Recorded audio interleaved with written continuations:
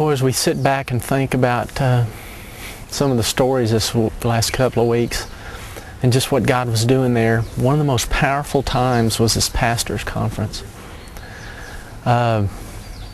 We didn't know that was going to happen. When we got to Sudan, got to the Yei compound, Bishop Taban told us, well, on Saturday we're going to do a pastors' conference. And at that point, I think he said, we'd like y'all to talk. He didn't really tell us that the pastors' conference was going to be mainly our teaching. So that was a huge blessing. It was unexpected. It was just something God brought up there.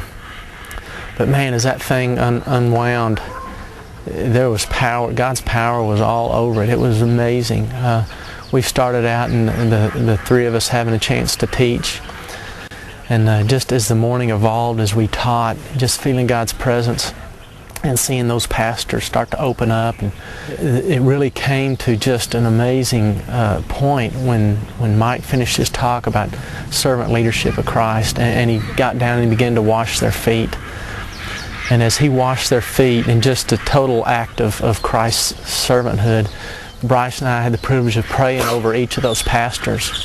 And as we sat there and prayed over them, and God just brought words to our mouth, and as the intensity built, and as those pastors were just leaned over with their head in their hands, just receiving God's blessing, and as we moved through each of them, God's power was there. It was intense. It was personal. And it really, God brought the scripture to us in John 3 that says, when Jesus is praying over his disciples, I pray that there may be unity here, and that you may see my love in you, and they may see your love, Father. And man, that scripture was so powerfully made known there. And to cap it all off, as we made our way around the circle, and were able to do that to Ann Grace, and then as we made our way to Bishop Taban, God just spoke, and the winds kicked up and the thunder rolled as Mike washed his feet, and both Bryce and I prayed over him. And that moment, I will never forget it. That entire time, I'll never forget it. God was so powerful there. His spirit was just his presence was so strong. And we really felt a bond with those guys. You could just feel the love of Christ in there, and that we had all this in common. And we may not see each other, very rarely will we get to see these men, but man, our hearts were knit together.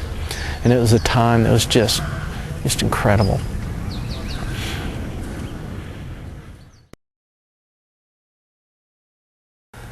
Man, you can't come here and not be changed. I mean, that's one of the things, I guess some of the first things that I think of when I think about the trip here is that, my observations are introspective, or about God dealing with me, because that's really where he starts. And so there's no doubt that you can't come here without being changed. It's really been humbling for me. I think one of the things he's been saying to me is, be quick to listen and slow to speak. Observe what I'm doing.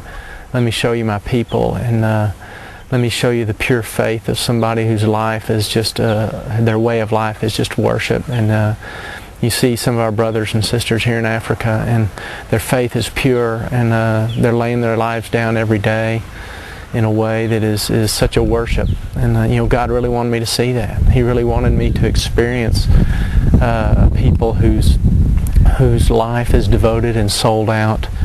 And you see the purity of their walk and their honesty.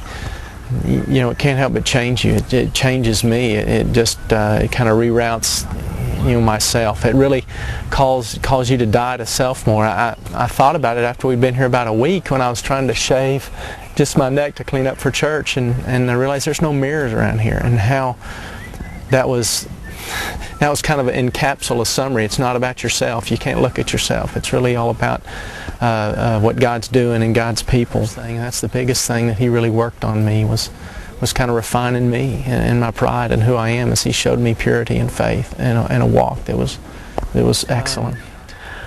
That challenges me to lay it down my life every day. Not just talk the talk, but to live it in a way that matters. So, 24 hours a day, 7 days a week, he's working on us. He's working on me. He's teaching me, whether it's through the circumstances of just being out here in the middle of a place that is so foreign to me, or sharpening me through godly men, whether it's these two guys or Bishop Tabon or Pete McLean, and you can't come away without your life being changed here.